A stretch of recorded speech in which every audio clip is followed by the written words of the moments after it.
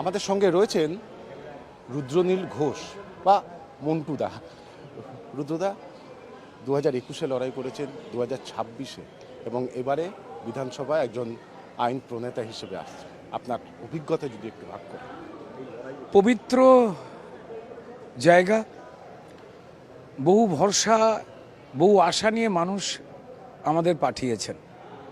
বাম আমল থেকে চলছে না চলবে না ধর্মঘট দিয়ে আমাদের পশ্চিমবঙ্গের অর্থনীতির কোমর ভেঙে গেছে। আর তৃণমূল আমলে এসে মানুষের অধিকারগুলো লুট হয়ে গেছে। 34+15 বছর যদি ইদানিং ইতিহাসটা তাকাই, অনেক না করা কাজ, যার জন্য নাগরিক তার নাগরিক সম্মান বা অধিকার হারিয়ে চোখের জলে রয়েছেন, খালি পেটে রয়েছেন। সেগুলোকে ঠিক করা এক মুহূর্তের কাজ নয়, যে চোখের পলক ফেললাম আর হয়ে গেল। এটা মানুষ জানেন।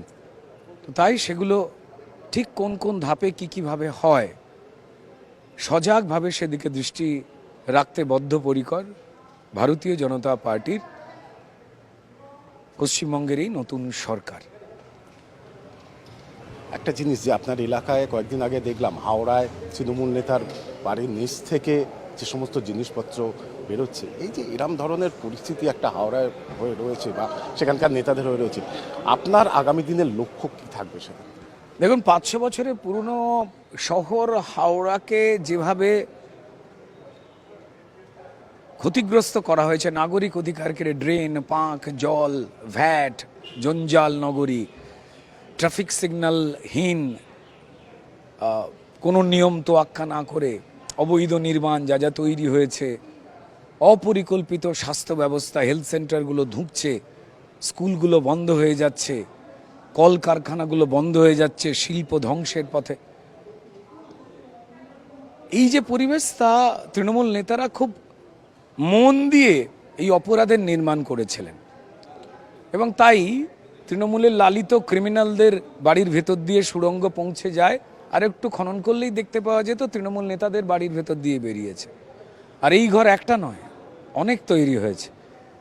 এই সমস্ত গুপ্ত ঘরের দরজা বন্ধ হবে।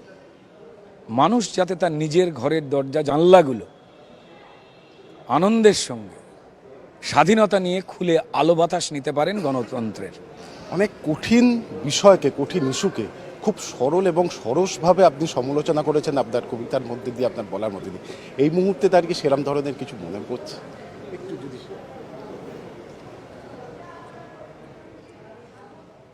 সবাই মিলে থাকতে হবে ভালো, সবাই মিলে জ্বালতে হবে আলো, তাই সবাই মিলে লাগাই দুহাত, সরাই যত কালো। অনেক ধন্যবাদ। আমরা কথা বললাম শিবপুরের বিধায়ক রুদ্রনীল ঘোষের সঙ্গে, এবং আগামী দিনে সবাই মিলে ভালো থাকার যে উপাদান, সেই রসদ খোঁজার ক্ষেত্রে তিনিও অগ্রণী থাকবেন, এমনটাই কিন্তু তার বক্তব্য। ক্যামেরায় সূর্যশঙ্কর অধিকারীর সঙ্গে ত্রয়ন চক্রবর্তী, কেটিভি বাংলা।